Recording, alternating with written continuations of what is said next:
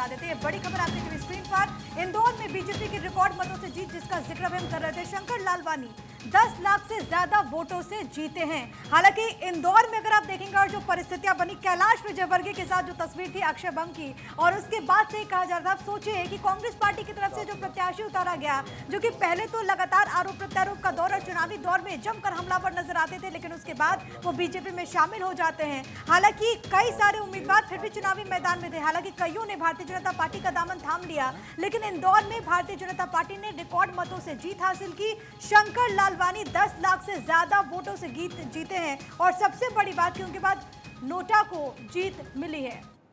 एक और बड़ी खबर इसी बीच, इस बड़ी खबर का रुख करेंगे। बड़ी और अहम जानकारी, आसनसोल से शत्रुघ्न सिन्हा चुनाव में जीत गए हैं। शुरुआती दौर में पिछड़े थे, लेकिन उसके बाद उनकी बढ़त लगातार बरकरार रही और उपचुनाव में भी उनको जीत मिली थी।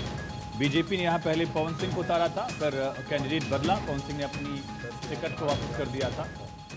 अच्छा, शत्रुघ्न सिन्हा का भी बहुत दिलचस्प है, क्योंकि इससे पहले वो पटना साहिब से चुनावी मैदान में लड़ते रहे, उसके बाद उन्हें जब शिकस्त झेलनी पड़ी थी, उसके बाद जब टिकट नहीं मिला तो उसके बाद कांग्रेस में शामिल होते हैं, फिर हार जाते हैं, फिर वो आसनसोल जाते हैं, उपचुनाव में जीतते हैं और उसके बाद आसनसोल से उन्हें ये सफलता हासिल हुई है। बिल्कुल, डॉक्टर सुनील आप अपनी बात पूरी कर लीजिए। देखो, ये बड़ी बड़ी जीतें हम लोग बता रहे हैं, लेकिन लगभग 100 के आसपास ऐसी सीटें अभी भी हैं जहाँ बहुत बड़ा अंतर नहीं है, और जहां पिछली बार भी चाहे विधानसभा के चुनावों में चाहे लोकसभा के चुनावों में ये आरोप लगते आए हैं कि ज़रूर वहां का जिला निर्वाचन अधिकारी जहां 500,000 वोट से आसपास जीतें होती हैं, वहाँ बहुत दिक्कत होती हैं। जैसे एक एग्जाम्पल 2014 का फिरोजाबाद का है, एसपी सिंह बघेल के ऊपर लाठीचार्ज हुआ, रातों रात तमाम मुकदमे लगा दिए गए, तमाम टीम बना दी गई उनको अरेस्ट करने के लिए, उनके समर्थकों को।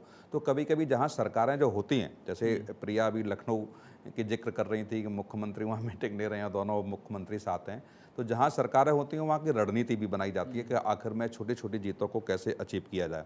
तो अभी थोड़ा सा समय है, मुझे लगता है कि देर रात तक बहुत सारी सीटों के आंकड़े आ पाएंगे और तब पता चलेगा क्या निश्चित तौर से। लेकिन हाँ, उत्तर प्रदेश की राजनीति की बार बार जिक्र हो रही है, जो लखनऊ में मीटिंग है, आप देखिए ये 2022 के चुनाव में समाजवादी पार्टी को 37% वोट मिलता है, 1 करोड़ 10% वोट बढ़ा था उनका। यस, वही मैं कह रहा हूँ कि 1 करोड़ 23 लाख के आसपास वोट प्लस होता है 2017 की अपेक्षा। और ये भी बहुत इंटरेस्टिंग है, एक बार अपने दर्शकों को हम आंकड़े बता देते हैं, क्योंकि भारत 24 पर ये भव्य कवरेज आप लगातार देख रहे हैं, भव्य तैयारियां भारत 24 की। और देखिए ग्राफिक्स के जरिए, एनिमेशंस के जरिए भारत 24 सुबह तक आप तक हर एक डेटा, हर एक इन्फॉर्मेशन सुबह से पहुंचा रहा है। और अभी देखिए 297 पर एनडीए INDIA ब्लॉक 231 और अदर्स के खाते में 15 सीटें। कई सीटों पर हमने देखा कि नेक फाइट, लेकिन कई जगहों पर कई ऐसे बड़े चेहरे जिनको इस बार असफलता झेलनी पड़ी, लेकिन कई जगहों पर बहुत अप्रत्याशित नतीजे भी आयुष हमने देखे।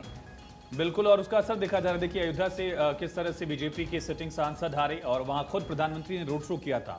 बगल की सीट है बस्ती जिले की, वहां से हरीश द्विवेदी लगातार जीत रहे थे, लेकिन लोकल कैंडिडेट्स के खिलाफ जो नाराजगी थी प्रिया, उसका असर देखा जा रहा है। हालांकि बीजेपी एक कंफर्टेबल मेजॉरिटी के आंकड़े तक पहुंच गई है एनडीए के घटक दलों के साथ साथ, और एक बड़ा फैक्टर है जो बीजेपी को मजबूती प्रदान करेगा बाकी दलों से बातचीत में भी।